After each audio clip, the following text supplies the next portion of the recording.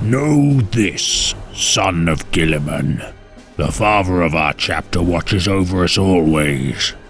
He knows your soul, your strengths, and even your fears. I share your pain at the loss of brother Captain Idaeus, but to dishonor his name with grief is wrong. He gave his life so that his battle brothers would live, and the enemies of the Emperor would be defeated. A warrior can ask for no better death than that. Captain Idaeus was the senior officer, and you were duty-bound to follow his orders when they were given. The chain of command must not be broken, or we are nothing. Discipline and order are everything on the battlefield, and the army that lives by this credo will always triumph. The Legiones Astartes would symbolize the dawn of a new era of humanity. Demigods of warfare, the Emperor's Angels of Death would carve a sway through the galaxy and bring order to the chaos of the void. The pinnacle of the Imperium's might, these ceramide-clad knights would come to epitomize the ideals and strength of the Imperium. Yet among all the founding legions, one above all would be praised as the single greatest legion, which all should aspire to emulate. The warrior kings of the 13th Legion, the Ultramarines. The Master of Mankind would seek to bring the galaxy into the compliance of a united people upon the crucible of humanity, the throne world of Terra. War ran rampant across the planet's surface as techno-barbarian hordes battled for territories and resources across the planet's war-scarred surface. Creating warriors befitting such a savage war, the Emperor would craft a new breed of soldiers, the Thunder Warriors. Rending all opposition to pieces with their savage efficiency, while the task of the Emperor's enforcers would prove to be effective, such warriors would not be befitting the Master of Mankind's vision for a brighter future. From the template of his Thunder Warriors and the newly established gene labs of Terra, the Angels of Death would be created. Nobler, yet less imposing than their forebears, the Alpha intake of the Legiones Astartes would fight alike to wolves and excel in various stratagems and tactics befitting their Terran heritage. The 13th Legion would be drawn from all corners of the globe. Sired from the clans of Panpokro, the Saragon Enclave, Caucasus Wastes, and Mid-Afric Hive oligarchies, the unflinchingly loyal warriors of the 13th would be known as the Warborn. No records exist pertaining to the deployment of the Warborn during the Wars of Unification, for alike to the 7th and 8th Legions, the 13th's first recorded deeds would glean their intervention during the first pacification of Luna and Sedna campaign. Venturing further into the known galaxy, the Legiones Astartes would embark upon expeditionary campaigns to bring worlds into compliance. Approximately 8,000 Astartes in number, the Warborn would earn glories for their campaigns across the stars. Tithe new recruits from their many conquered worlds, the 13th Legion would swiftly replenish their losses and begin to flourish. Martially inspired by their Terran culture of battle, the Warborn would incorporate teachings and heritage of their new recruits to further bolster their understanding of warfare. For 3 Terran decades, the 13th would develop their character as a legion of forthright and wise commanders. Capable of achieving compliances with tactical finesse and swift victories, the Warborn would champion honor in battle and display their achievements with pride by adorning their livery with campaign markings. Naming each of their companies for their deeds, the Nemesis Company would mark their armor with black gauntlets and midnight blue helms of the Corsairs of the Canceri Nebula, whilst the armored divisions deployed at the ash plains of Cypra Mundi would commemorate their victory in saving millions of innocent lives from the Orc Xenos by painting an Emerald Borealis on their right pauldrons. Yet the 13th would soon be tested in a campaign which would push the Legion's resolve close to breaking point. The Osiris Rebellion would erupt during 833.M30, attempting to undermine the Imperium. The 13th Legion now numbered to approximately 33,000 Space Marines and had earned a reputation for achieving victory with few to no innocent casualties. Reputed for their lack of collateral damage and disdain for attritional warfare, many of their rivals within the Legiones Astartes would submit that the Warborn of Terra had never faced an opponent strong enough to require their abandoning of their principles in exchange for victory. Their gene seed remarkable in its stability, the 13th would suffer few casualties from their surgeries and incur no mutations with successful gene implantation to their recruits. Among the largest legions of the Imperium, unlike their peers of the Iron Hands and Lunar Wolves Legion, the Warborn, despite their glories, would be bereft of the guidance of their lost Primarch.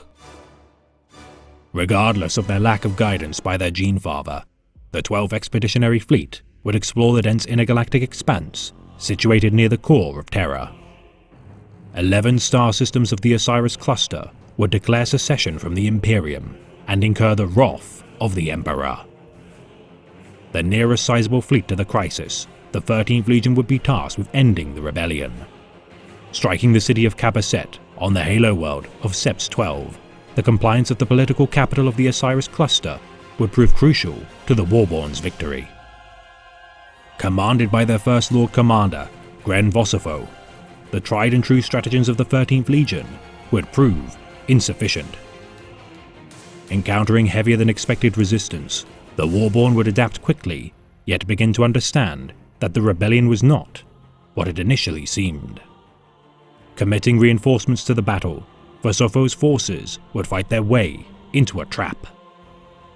Unknown Xenos void ships would ambush the 12th Expeditionary Fleet, forcing Vosifo to order the retreat from the planet's surface.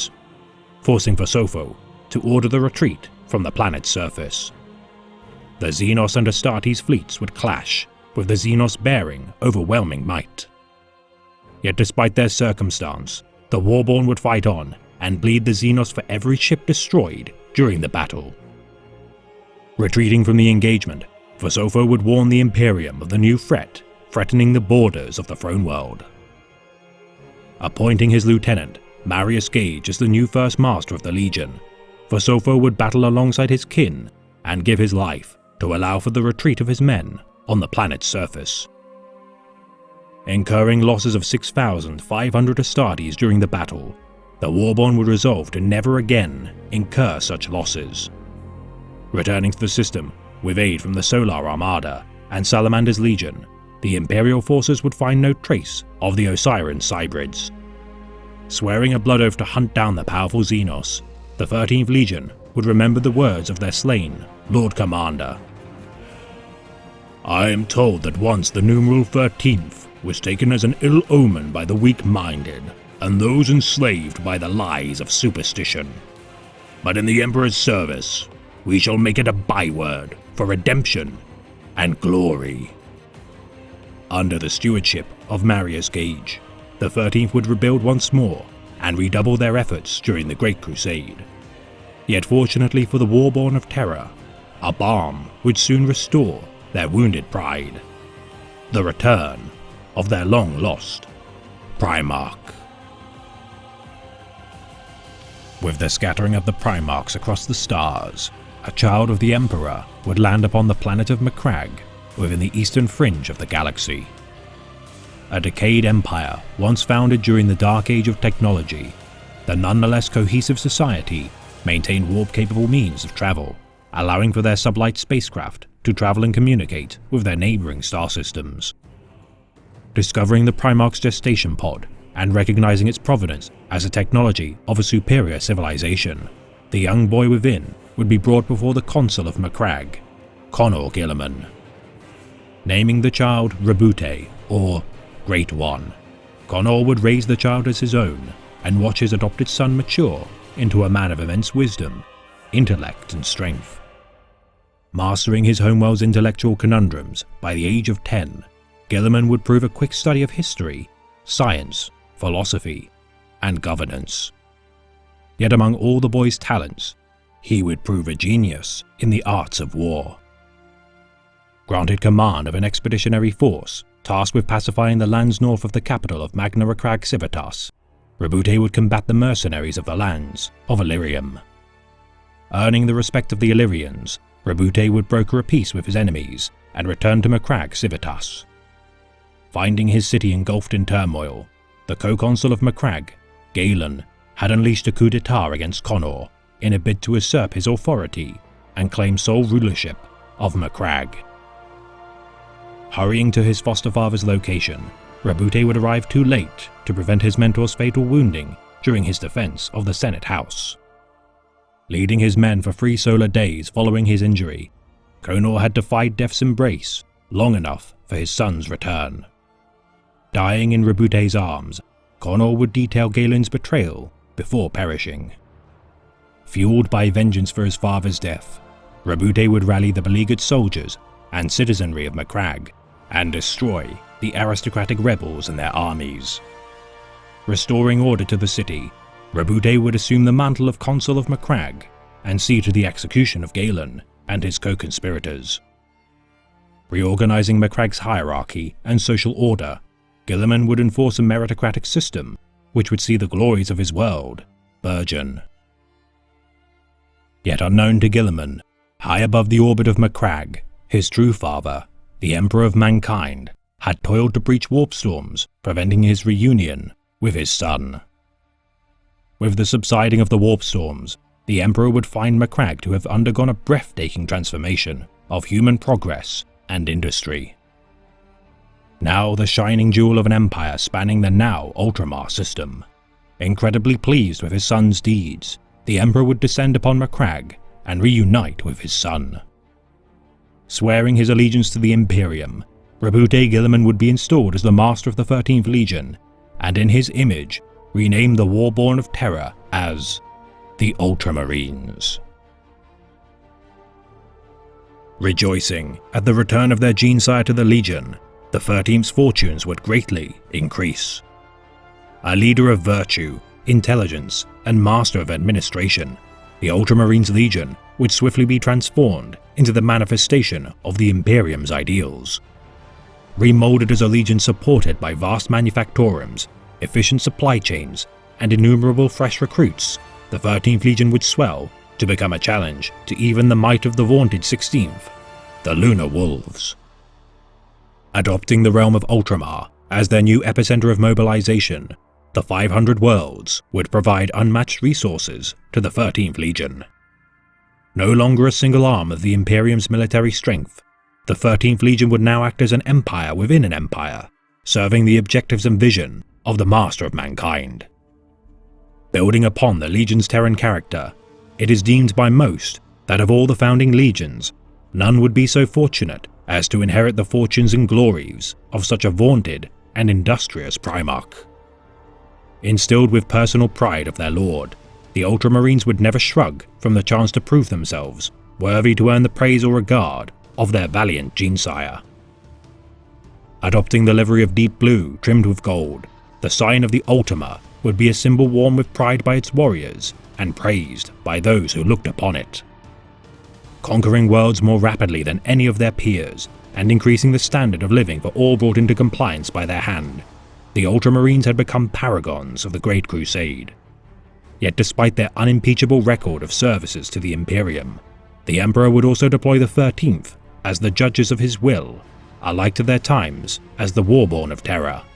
And one enforcement of the Emperor's will, above all, would be recorded in history as a pivotal moment in the downfall of the Legiones Astartes. Monarchia, a city of immense grandeur, crafted by the word-bearer's Primarch Lorgar Aurelian, would epitomize the Emperor's most disdained ideals. Worshipping the Master of Mankind as a god, the people of Kerr would pray within the gaudy parody of the Emperor's visage, in emulation of the 17th Legion's preachments. Commanding Roboute Guilliman and his Ultramarines to tear the city of Monarchia to the ground, the word-bearers would watch in horror as their perfect city burned. The ashes of their hubris would stain the armor of the 17th Legion as the psychic might of the Emperor forced them to kneel in the shame of their rebuke. The Ultramarines would watch uncomfortably on, unerring in their duty, yet bearing no ill will to their crestfallen kin. Favoured above all within the ranks of the Legiones Astartes, it would seem inevitable to the 13th Legion that the Emperor's decree that a War Master of the Imperium should be needed, their Primarch would be a fitting candidate. Yet with their intervention of the Ulanor Crusade to combat the greenskin tide of the Empire of Erlak Erg, the War Master would be crowned. Alongside the White Scars and Lunar Wolves legions, the Ultramarines would allow for the Emperor and his stalwart protege, Horus Lupercal, to assault the Orc stronghold upon Ulanor and slay the foul Xenos. The Emperor would decree that a vast parade in celebration of the Ulanor triumph would honour the service of the Imperium's tireless and glorious deeds. Proclaiming his leadership of the Great Crusade to have come to an end, the Master of Mankind would return to the throne world and bequeath the title of War Master of the Imperium to the Lunar Wolves Primarch, Horus Lupercal. Given the authority to command every legion and their Primarchs as the first among equals, Horus's ascension to the role of War Master would not go without critique. The Lupercal believed himself to be unworthy of the title, and would in private deem Guilliman to be the most deserving of his brothers of the title, yet learn to shoulder his new burden. Yet such a burden would prove to be too great for the Lupercal, and with his wounding upon the world of Darwin, a new dark future would befall the Imperium. Swearing allegiance to the ruinous powers, Horus Lupercal would rescind his loyalty to the Imperium, and in secret plot to overthrow his father's empire. Realizing the need to scatter his most deadly foes farthest from his conquest of the stars, the Ultramarines Legion would prove to be the single largest and most deadly foe capable of sundering his campaign. Fueling the resentment of his traitorous brother, Lorgar Aurelian, Horus would command the 17th Legion to trap the Ultramarines within the Calth system. Ordering Guilliman to confront the Orc Xenos within the eastern fringes, far away from Terra, the Ultramarines would be diverted from the theatres of war that would soon erupt. Mustering in orbit of the planet of Calth, the Ultramarines would meet with their cousin legion of the Wordbearers with open arms. Positioning their men within the ranks of the 13th Legion, the Wordbearers would stab their vulnerable allies in the back and kill many in their acts of sabotage. Slaying the Ultramarines in droves, the Wordbearers would begin to summon demonic entities during the ensuing counterattack, and poison the sun of Calth to irradiate the planet below. First Chaplain Erebus would conjure a warp storm so vast that it would enclose the Ultramar system, whilst First Captain Cor Phaeron would lead the Calth atrocities. Through the actions of brave Ultramarine Astartes, such as Captain Remus Ventanus, Sergeant Aeonid Fiel, and their first master, Marius Gage, the plot to slay Rabute Guilliman and destroy the Ultramarines' fleet would be thwarted. Reeling from their unprovoked attack, the Ultramarines would see to the pursuit of the fleeing Wordbearers' fleet, purge of the traitorous survivors of Calth, and potential means of breaching the Ruin Storm, now enclosed around Ultramar. Recording their casualties to be in excess of 119,000 Astartes, with a further 28,000 rendered combat incapable due to injury, such a brazen attack on the proud 13th Legion would not go unpunished. Several chapters of the Legion would not be present during the Calth betrayal, and be known as the Unmarked, spared the scars of the conflict.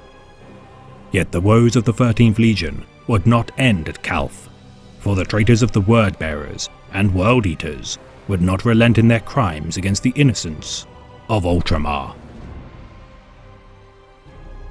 Forming an alliance with the Red Angel during the betrayal of Calth, Lorgar Aurelian would launch a separate surprise campaign upon the Ultramar system. The Shadow Crusade would see to the torment and slaughter of the innocents of Ultramar as the 13th Legion recovered from its deep wounds incurred from Calth. Unwilling to allow the traitor legions to assail his people unopposed, Rabute Guilliman would muster a retribution fleet to confront the 12th and 17th Legions on the 26 worlds with which they enacted their campaign.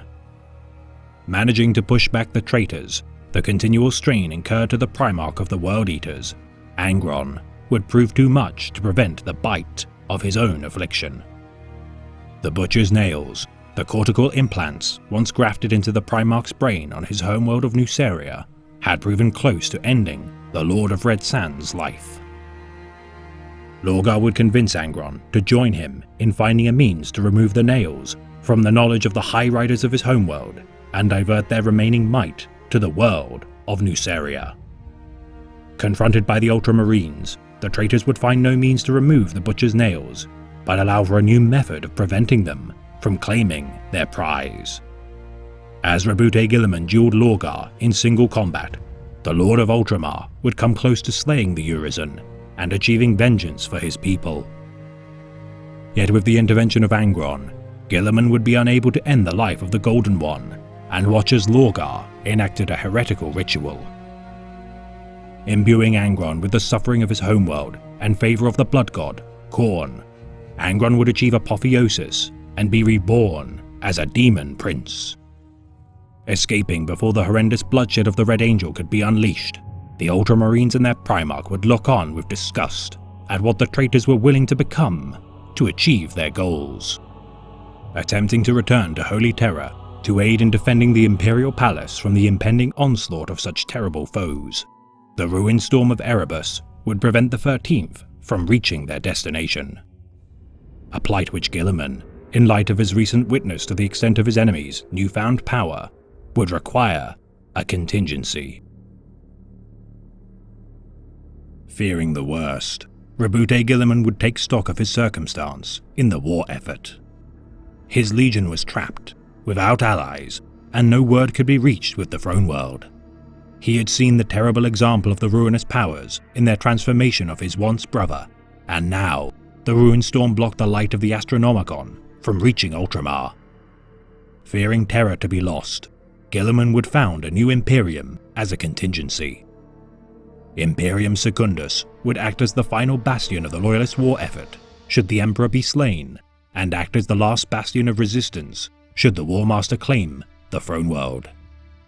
Utilizing the ancient Pharos device on the planet of Sofa, the psychic beacon, projected from the Xenos device, would guide lost Loyalist forces to muster within Ultramar.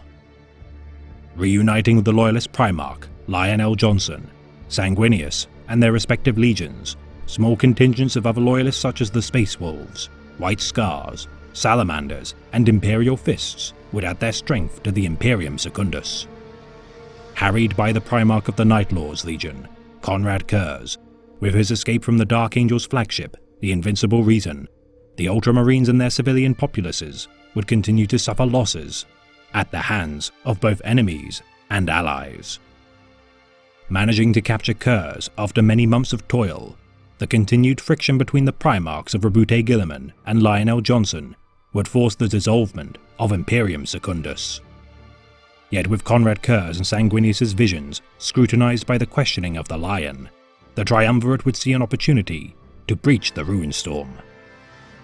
Traversing to the planet of Darwin, and the site to which Horus had first become thrall to the ruinous powers, the Loyalists would cause a breach in the Ruinstorm, brief enough for a single Legion fleet to traverse.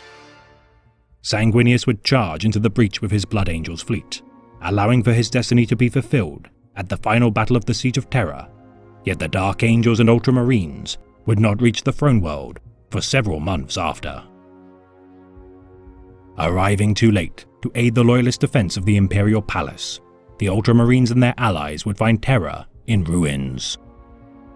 The War Master of Chaos was dead, yet at the cost of the grievous wounding of the Master of Mankind and his eternal vigil interred upon the Golden Throne. For the traitors were in full retreat, and they would pay in blood for every step they had made on their path to damnation.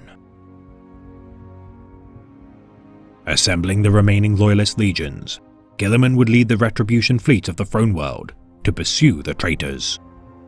Reclaiming worlds once under the yoke of chaotic influence, the Imperium would slowly begin to rebuild its war-torn empire. Long isolated from the most devastating battles of the Horus Heresy, the Ultramarines now stood as the single largest Loyalist legion, capable of crushing the traitor remnants under their heel. Dividing the legion into smaller contingents to bring order to the unrest of the galaxy, Guilliman would watch his brother Primarchs seek penance for their failure by hunting down those fleeing their wrath. Driving the traitors into the Eye of Terror, Guilliman would draft a new compendium to prevent another catastrophic event from happening again. Penning the Codex Astartes, the now Lord Commander of the Imperium would command every Loyalist legion to distribute their remaining might into descendant Adeptus Astartes chapters. Preventing any singular individual from amassing a unified army of such immense strength, the first founding chapters would sire on average fewer than 5 second founding Space Marine chapters due to their vastly depleted numbers. Yet this would not be the case for the Ultramarines. Forming dozens of successor chapters, each distinguished for their acts of valor during the Horus Heresy, no records exist citing how many chapters would be formed, with the closest approximation being 23. Dismantling their arsenals, gene stores, and facilities of their fortress monastery to bolster their new successors, the Ultramarines would install legendary war heroes of the Heresy as the new chapter masters of the so-called primogenitors of their legacy. Leading the vanguard of the scouring of the galaxy for over a century, the Ultramarines would remain at their stalwart Primarch's side as his firstborn destroyed every vestige of heresy within their grasp. The word-bearer's homeworld of Colchis would be sentenced to exterminatus, and with their vengeance for Calph achieved, the Ultramarines would attempt to bring a traitor Primarch to justice, Fulgrim. During 121.M31, the Ultramarines and 6 of their primogenitor chapters would assemble upon the world of Vesala. Trapped by the Phoenicians' cunning, the 13th Legion's successors would assault the Emperor's Children flagship, the Pride of the Emperor. Within its Heliopolis, Guilliman would confront his traitorous brother. Bested in the ensuing duel, Guilliman's throat would be cut by Fulgrim's poisoned blade. Retreating from the battle aboard the de facto Ultramarine flagship, the Gauntlet of Power, the Ultramarines would shepherd their Genefather to their homeworld of Macragge. Unable to revive their wounded Primarch, the Ultramarines would enshrine his body within the Temple of Correction. Within the stained glass dome of magnificent architectural genius, Guilliman would lay dormant as his progeny fought to defend a wounded galaxy. For 10 millennia, the Ultramarines and their firstborn would stand vigil against the darkness as the single largest contingent of the Loyalist Astartes chapters. Upheld as the pinnacle of virtue among their peers, the Ultramarines would forever be regarded by the populace of the Imperium as the mightiest of all legions during the Horus Heresy by dint of their loyalty to the Emperor, heroic Primarch, and venerated Empire. Standing against the new terrible threats inflicted upon the galaxy, such as the Tyranid swarms and lost dynasties of the Necron, the Ultramarines would bleed and die in the name of their Genefather.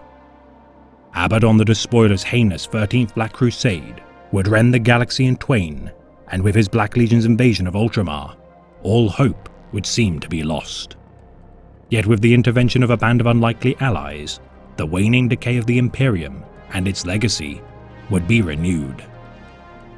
Archmagos Belisarius Cawl, the living saint Celestine, Yvraine the daughter of Shaze, and several other warriors would form an alliance known as the Celestinians. Convening with the Ultramarines chapter master, Marneus Calgar, the Celestinians would be allowed access to the Primarch's tomb. As the Black Legion tore through the temple, through the ministrations of Cawl and Yvraine, the avenging son of the Imperium would arise. Clad in the armor of fate, Guilliman would take to the field and annihilate the forces of chaos alongside his Ultramarines.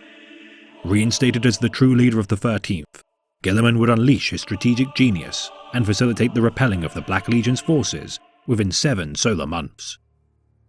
Journeying to Holy Terra, Guilliman's Terran crusade would be fraught with many trials. Confronted by the Thousand Suns and their chaos-imbued liege, Magnus the Red, despite his overwhelming strength, the avenging sun would not be denied. Defeating his foes, Guilliman would meet with the Emperor and be reinstated as the Lord Commander of the Imperium. Wielding the Emperor's sword as his badge of office, Guilliman would organize a new crusade to reclaim the galaxy. The Indomitas Crusade, bolstered by a new breed of Astartes, the Primaris Space Marines, Guilliman would dispatch his new fleet of warships to reclaim the stars once more. The Ultramarines, ever at their spear tip, despite the realm of Ultramar's infestation of the Pale King, Mortarion, the sons of Macragge would not falter in their defiance against chaos. Their empire infected with vast plagues of untold misery and virulence, many resources and lives would be spent to rebuild Ultramar's ever-besieged empire. Yet under the leadership of the Avenging Sun, the Indomitus Crusade would begin to draw to a close. With the chaos-overrun Galactic North cut off from Terra, the expanse of the Tau Empire to the east, and High Fleet Leviathan's resurgence to the west, the Ultramarines are spread thin across the galaxy. Yet their blades and bolters shall not want for targets as they slay the enemies of humanity and fight for every last vestige of their past glories. To be recruited among the ranks of the Ultramarines is one of the highest honors in the Imperium. Drawn from the many worlds of the Ultramar system within the galactic eastern fringe, aspirants inducted into the chapter must overcome one of two trials. Through the exposure trial, each aspirant must endure the harsh environments of one of the most hazardous worlds of the Imperium, with no aid and few supplies. Whether drowned in constant downpours of stinging rain, choked within irradiated smogs of industrial worlds, the chill of sub-zero ice wastes, or evading the claws and teeth of predatory beasts within vast jungles, the exposure trial weeds the weak from the ranks of the aspirants. Their fortitude and survival instinct proven, aspirants who survive the trial of exposure shall be installed as neophytes of the chapter and treated for their inevitable wounds, dehydration, and ailments by the chapter's apothecaries. Even newborn infants are not beyond the test of the trials, for it has been recorded that the warrior elite of Ultramar, alike to the ancient Terran Spartans, would cast their newborn infants into the wilderness to test their resilience. The alternative method of recruitment, the Challenge Trial, pits an aspirant of the chapter against one of its proven Astartes. Measured not for his success, for it is nigh impossible for a mortal man to best an Astartes, aspirants undergoing the Challenge Trial are scrutinized for their degree of failure. Though for those few who manage to best an Astartes in the duel, they shall go on to become legendary figures among the ranks of their kin. Aspirants are armed with armaments, whereas the Astartes shall battle with their bare fists without the aid of power armor. Yet despite their disparate armaments, most challenge trials end in the bludgeoning of the aspirant to death by their battle-proven opponent. Other bespoke versions of the challenge trial exist, involving tests of strength, stamina, or mental acuity, yet most are determined through martial prowess. Though drawing predominantly from noble houses of Ultramar, no aspirant is elevated above another through their familial name nor status. Only the worthy survive the trials and are implanted with the chapter's immensely stable gene seed. With no notable mutations or failed functionality, only an average of 1 in 10 neophytes shall survive the implantation surgeries and incur rejection or mutation. Once incorporated, the gene seed of the 13th shall bolster the host's adoption of hierarchical command and boost their aggressive tendencies. Gifted a near-pathological psychological need to achieve the objectives of their chapter, the battle brothers of the Ultramarines, even if rebellious in nature, shall change into warriors content with following orders and doctrine. Following the example of the Principia Bellicosa, originally outlined by the Master of Mankind and his military advisors, the Ultramarines Legion would originally divide its men into companies of 1,000 Astartes. Such companies would be further incorporated into chapters, often into sets of 10 companies per chapter. With over 250,000 Astartes among the Legion during their peak, the 13th Legion would create 25 chapters in total.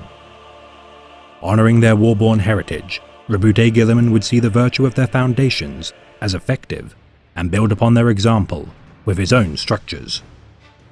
Taught to glean insight from their peers, the 13th Legion would look to their cousin legions to identify and incorporate useful tactics.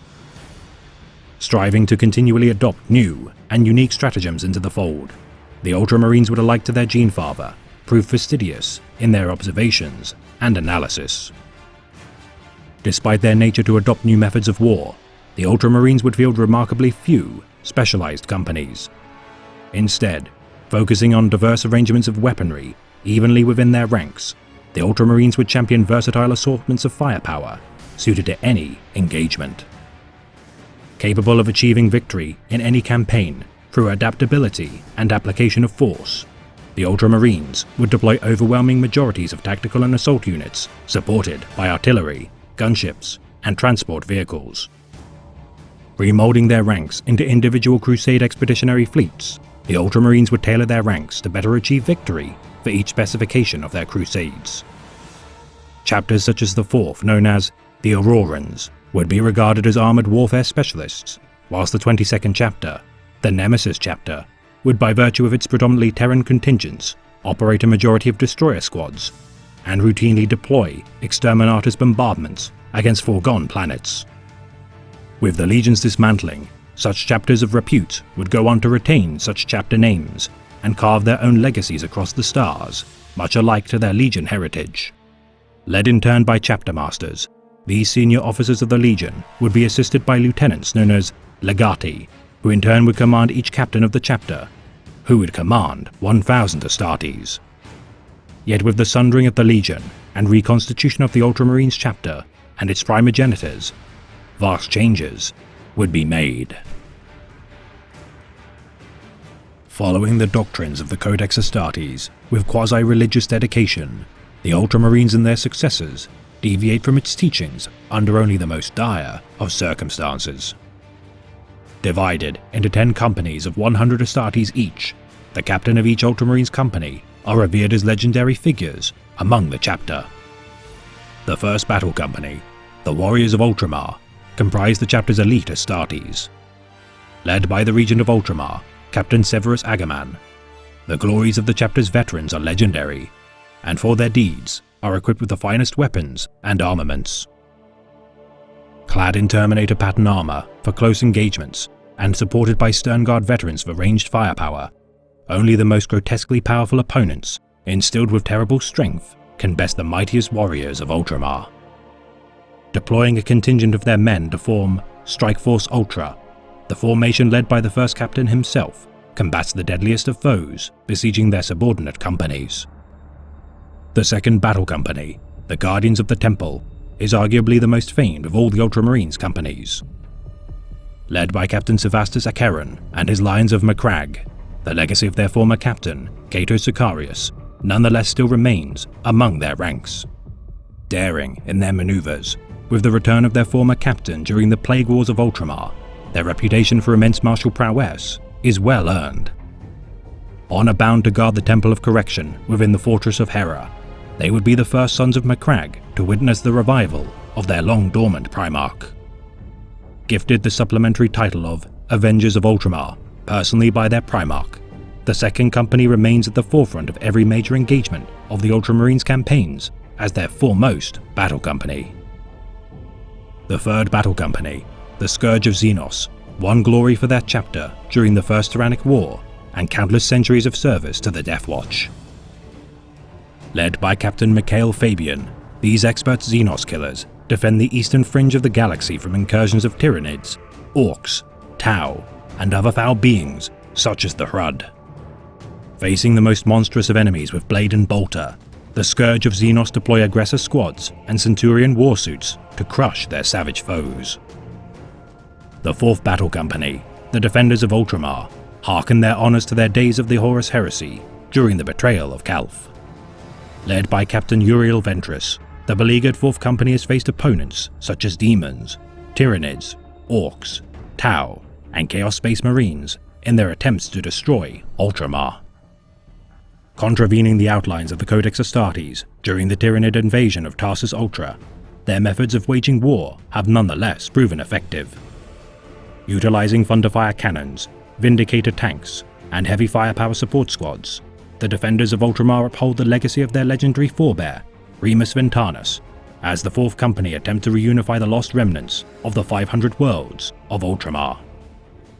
The Fifth Battle Company, the Wardens of the Eastern Fringe, are deployed far and wide across the galaxy. Led by Captain Kaito Galenus, the Gladius Blade of the 13th strike their enemies with precision and rapid maneuvers. Battle Brothers assigned to the 5th Company rapidly accrue experience fighting the enemies of the Imperium and allow for joint campaigns to be fought alongside Knight Houses and other Imperium forces such as the Sisters Sororitas or cousin chapters. The wide-reaching public face of the chapter, the 5th Company bolster bonds of camaraderie with allied forces and earn glory in the name of Ultramar. The 6th Reserve Company, the Brethren of the Forge, act as the foremost support company of the chapter. Led by Captain Maximus Epiphus, the fighting strength of the 6th Company often falls below capacity due to the Ultramarines' need to reinforce battle companies. Trained extensively in armored warfare tactics, the Brethren of the Forge employ the Spear of Macragge formation to deadly effect in their purging of the enemies of humanity. The 7th Reserve Company, the Defenders of Caesarion, comprise the majority of their ranks with tactical and intercessor squads. Led by Captain Ixion, the 7th Company sees garrisoned fortifications and strategically important objectives, exposing flaws in their enemies' flanks and weak points.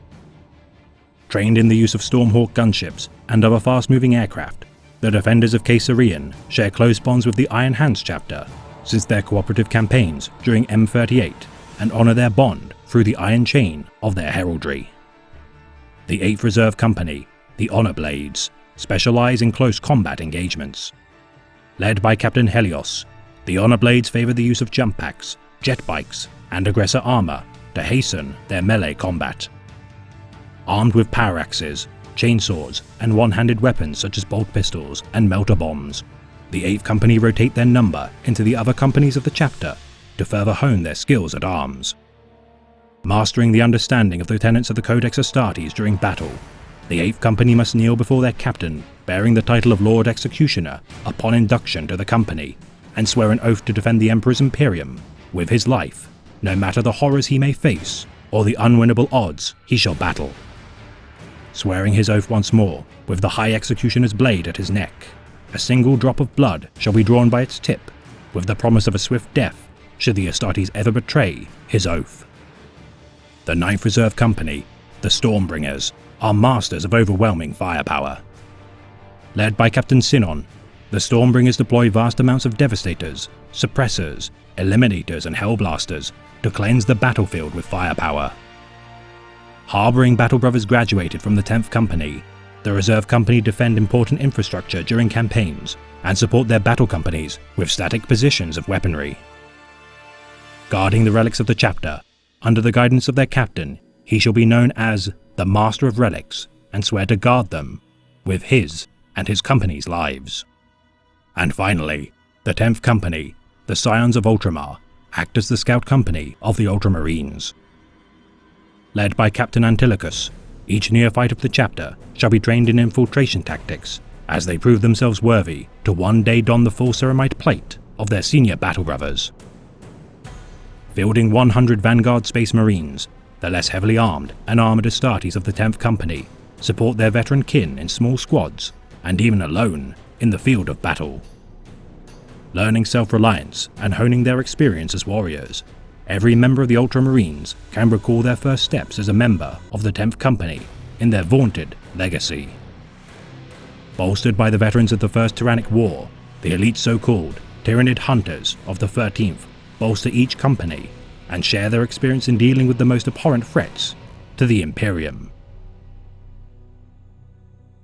The fortunes of the Ultramarines would burgeon with the return of their Primarch, yet there are many exalted heroes of their ranks whom would bring glory to their chapter. Formerly led by their chapter master, Marneus Calgar, for 2 Terran centuries, Calgar would command the most revered Astartes chapter as the epitome of the Imperium's stalwart defiance against the darkness. Protected by the Ultramarines' Victrix Honor Guard, each wielding axes of Ultramar, these legends of the chapter, bedecked in ornate artificer armor, defend the most venerated chapter master of the Imperium. The mightiest of the Victrix Guard are armed with honor blades and charge into battle alongside the chapter champion, as an ancient hero of the chapter holds their banner aloft to herald the demise of their foes. Masters of both war and diplomacy, Guilliman would personally appoint these exemplars of his once legion to embody the legacy of his deeds. Though Roboute Guilliman would maintain overall command of the Legion, his 5 Tetrarchs of the 5 King Worlds of Ultramar would rule over each of their respective subsectors during the days of the Great Crusade. Sundered with the dormancy of their liege, the old Tetrarch Council would be replaced with the legates such as Orfeo Cassandar, Valentus Dolor, and Dracus Gorod. During their days as a legion, several specialist formations would be formed, yet not prevail into the 41st millennium. The Suzerain Invictarus would act as a subformation of the most famed and deadly warriors of the 13th Legion. Known as the Invictari, the band of elite warriors would serve as a proving ground for Astartes capable of one day ascending to the highest echelons of command. Forming the retinues of each of the 5 Tetrarchs of the Legion, each contingent of the Invictari would act as honor guards, enforcers, and military battalions for each Tetrarch. Ranging from several thousand to as few as 100 Astartes in number, each Suzerain Invictarus force would be hand-tailored by their Triarch to meet their needs. The Fulmentarus Terminator strike squads would be crafted by Roboute Guilliman, following his observations of the Iron Warrior's Tyrant Siege Terminators in battle. Improving on their tactics, the Fulmentarus would be equipped with Cataphracti pattern Terminator armor and armed with Reaper autocannons, Cyclone missile launchers, and Storm bolters. The Locutarus Storm Squads would wage war at the forefront of battle. Courageous and relentless warriors, the Locutarus would strike with pinpoint precision, armed with blades and bolt pistols. Capitalizing on weaknesses in enemy formations, the Locutarus would be the final incision strike to collapse their enemies' positions. The sight of an Ultramarine is among the most memorable and inspiring within the Imperium. Clad in brilliant blue armor, trimmed with gold ornamentation, the proud warriors of Ultramar wear the symbol of the Emperor's Aquila on their chest and the Ultima of their empire with pride on their left pauldron. Adorning their squad specialty upon their right pauldron, such as battle line, close support, fire support, veterancy, or command, centered high Gothic numerals above the design identifies their squad. The trim of their armor denotes their battle companies, whilst the painting scheme of their helmets denotes rank.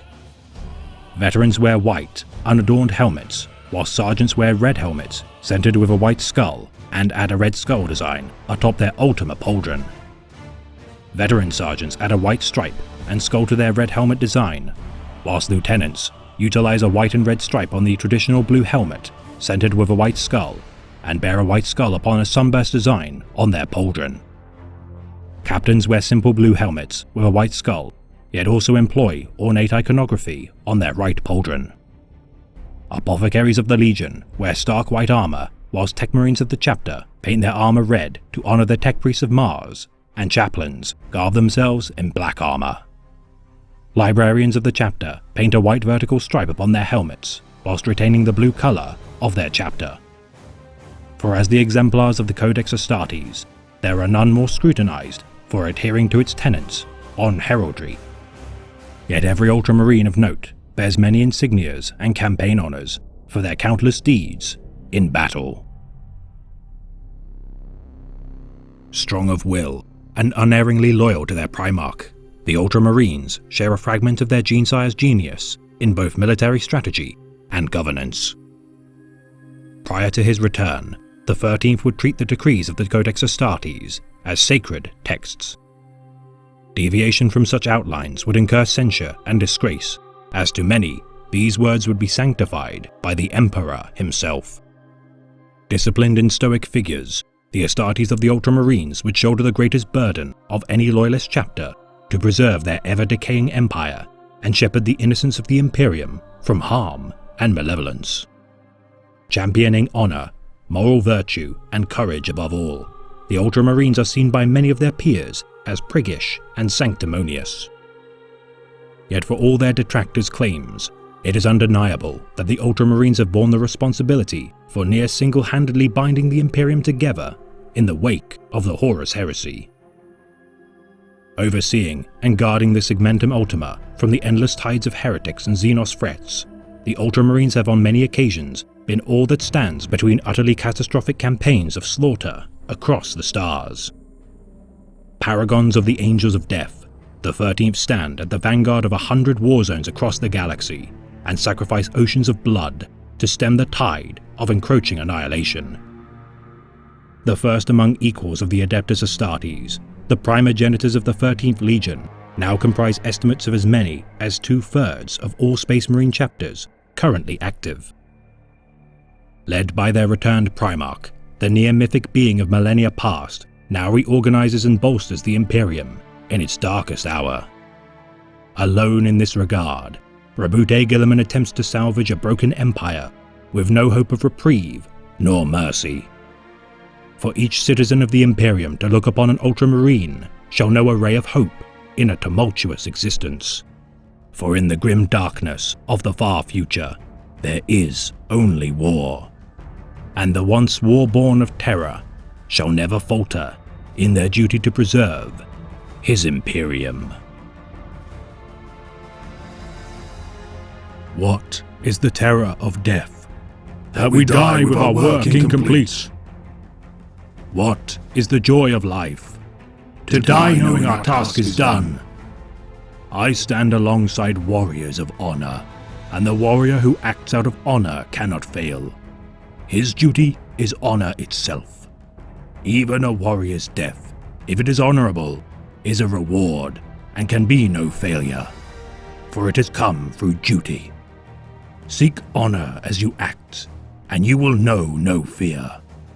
A fortress is a living thing. The commander its brain, the walls its bones, the sensors its eyes and ears, the troops its blood, their weapons its fists. If one organ fails, the whole dies. And if the whole dies, no single organ can survive alone. And above all, remember this: for a warrior, the only crime is cowardice.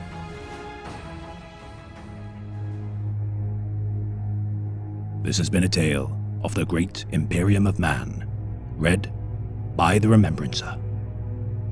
Thank you all for your support in my elucidations of the Legiones Astartes. It has been a monumental effort to chronicle the deeds and misfortunes of such immense warriors. Yet with the elucidation of the legions of old, a new breed of warriors must take their place. For soon we shall begin to tell the deeds of the inheritors of the Legiones Astartes. So take heed and proclaim the heroes you deem worthy of elucidation, as we begin the task of chronicling the deeds of the chapters of the Adeptus Astartes.